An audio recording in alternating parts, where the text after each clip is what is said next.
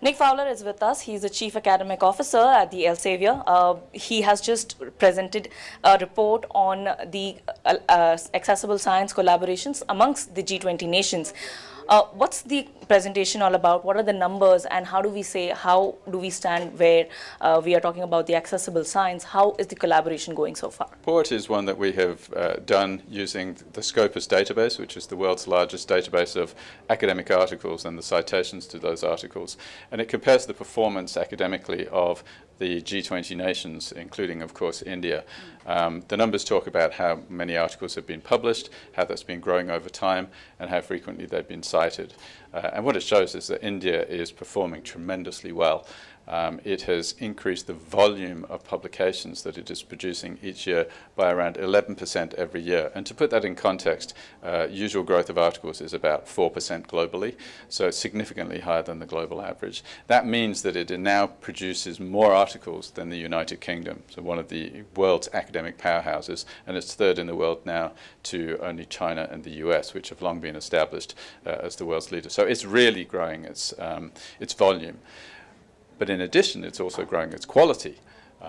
There's an indication which talks about the extent to which articles in India are cited relative to others. And if you get more citations, it means that you're more relevant academically.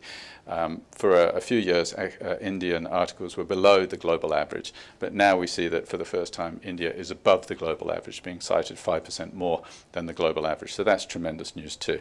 And finally, we see in the report, we look at analyses of collaborations across countries. So we see the extent to which Indian researchers are collaborating with researchers outside of India. There we do see some room for growth.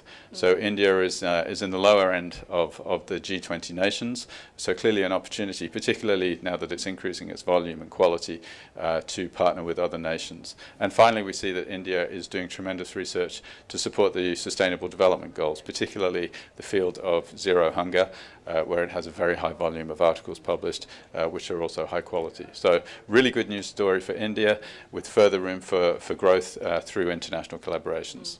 So you have been mentioning about how the quality has also improved, and lately India's government or the extra thrust is there on the innovation and research in India. How the other countries or the global platform is benefiting through all these publications that India is coming up with?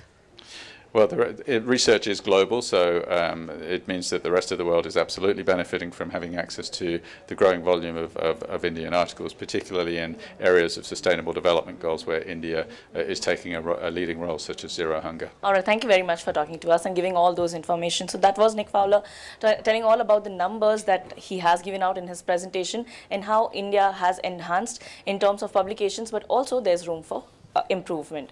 With camera person Rohan Gurley, this is Shyama Mishra for ED India, Pune, Maharashtra.